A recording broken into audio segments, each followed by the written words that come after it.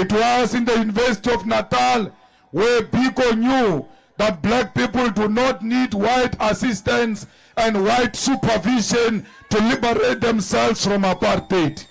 It was in the University of Natal where Biko made a clarion call that black men, you are on your own. Biko's ideas went to influence one of the most important generational mission, which resulted in the June 16, 1976 uprising.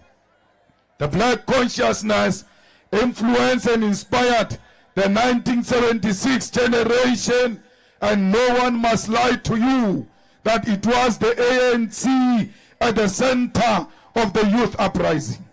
If anything, the ANC condemned the activities of young people on the 16th of June 1976.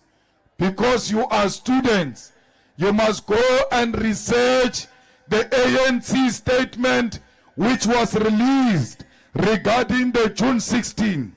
It said the students must go to class, they belong to class, and leave the struggle into the hands of the elders. Because the ANC never believed in young people and never believed that the revolution is an activity of young people. Comrades, you must never allow the current government to make you to be so bitter, so much that you abandon the revolution and replace the consciousness of the revolution with alcohol and drugs. It doesn't matter whether you graduate or you don't get a job, remain focused, because a drunk youth is what the current regime requires. That's why they will never give you jobs. That's why they will never give you education, because they will always make sure that you are drunk and you are not aware of the wrongs that are happening in society. The drunk youth is a good youth for the ANC. The drunk youth will sustain the status quo. The illiterate youth is good for white monopoly capital, is good for the ANC, because an educated youth must question the status quo. What is the youth? The use of going to school and not ask questions. Comrades, this year alone, 241,000 young people have not received jobs, yet they are capable of working. When we say the youth is unemployed, the president of the day says it is not the responsibility of government to create jobs. Yet, when he was campaigning, he said he was going to create millions of jobs. After he was elected into power and failing to create jobs, he says it is not the role of government to create jobs. They said the youth is unemployed because they are not educated. But today, we can safely say that even the youth which have graduated from institutions of our learning, the universities of technology, the universities and TVET colleges, many of those graduates are still found on the streets, despite the fact that they said if we go to school, we are going to become better people. We must tell them here and now that next year, all of this nonsense will come to an end. That the youth of South Africa will get their jobs. You, like 1976, you are a generation of roads must fall. You are the ones who said you don't want the symbols of apartheid. You cannot celebrate murderers. Therefore, the statue of Rhodes, the statue of Botha, the statue of Malan, the statue of de Klerk, every name that represents apartheid, Every symbol that represents apartheid must fall. And you succeeded in collapsing the Rhodes statue at the University of Cape Town. Therefore, you are not a lost generation. The only organization that was formed by the youth, it is the EFF. That's why it stayed for more than 10 years now, because the EFF was formed by the future. The future is not what you are going to find in a distant horizon. The future is what you make of it now. This student command, when it was formed for the future. This EFF, when it was formed for the future. And that's why the EFF, with its own adopted founding manifesto, it will never die. It's an organization that is based on ideology. It is an organization that is based on 7 non-negotiable cardinal pillars. It is an organization that seeks to replace capitalism with socialism that will benefit the people of South Africa. No any other organization formed after the ANC has ever been formed based on ideological orientation. They were all formed based on personalities and individuals. Comrades, the president of the student command spoke yesterday. He was with some clowns in some show that the EFF has actually surpassed the name Julius Malema. The EFF is an organization that stands on its own beyond an individual called Julius Malema. And those clowns could not hear him because they are obsessed with an individual.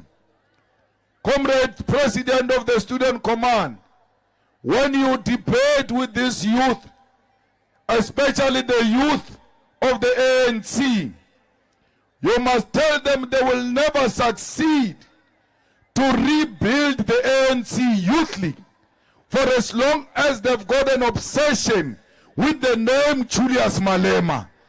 Hey, what is your program of unemployment, ANC Youth League? Julius Malema. What is happening with electricity? Julius Malema. Non-thinkers who are obsessed with an individual, they speak a lot of nonsense about Julius Malema on TV. When Julius Malema gets out of the car, the same thunderheads are the first ones to line up for signature. Give me your auto, bloody fool. They don't know what they want. We must start demanding on the picket lines that all graduates must be given a stipend. If they are not given a job, they must be given a stipend. We must pay you. We must pay you for going to school. Because we said to you, go to school, get a job, and better your family. You went to school, we can't give you a job. Let's give you money to pay you for going to school. Why? Because we don't want illiterate, uneducated criminals to be more rich than you people who went to school. Because those who are coming after you, they will never go to school. They will say, my sister went to school, my sister is an engineer, my sister is a doctor, my sister is a teacher, yet she's poor and unemployed. Why must I go to school? Let going to school be rewarded, and if they can't give us jobs, they promise they must give us money. Comrades, they are already giving people money. They give people 350. They say when you are unemployed, you must get 350. No problem. We agree that we must get 350, but we must be paid according to our qualifications.